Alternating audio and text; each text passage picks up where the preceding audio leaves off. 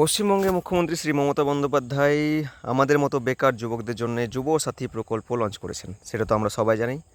আমার মনে হয় পশ্চিমবঙ্গে সদ্যোজাত বাচ্চা থেকে মৃত ব্যক্তি পর্যন্ত এই ব্যাপারটা জেনে গেছে। ওনারা এত ভালোভাবে ওটাকে প্রচার করেছেন আর কি।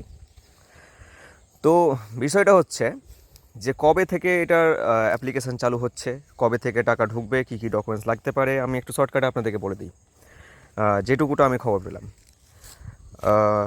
মমতা ব্যানার্জি নিজস্ব ফেসবুক হ্যান্ডেল থেকে পোস্ট হয়েছিল যে এটা এই ফেব্রুয়ারি মাসের 15 তারিখ থেকেই বিধানসভা প্রতি একটি করে ক্যাম্প বসবে, সেখানে আপনাদেরকে ডকুমেন্টস জমা দিতে হবে এবং এপ্রিলের 1 তারিখ থেকে আপনাদের অ্যাকাউন্টে টাকা ঢুকতে শুরু করবে 1500 টাকা।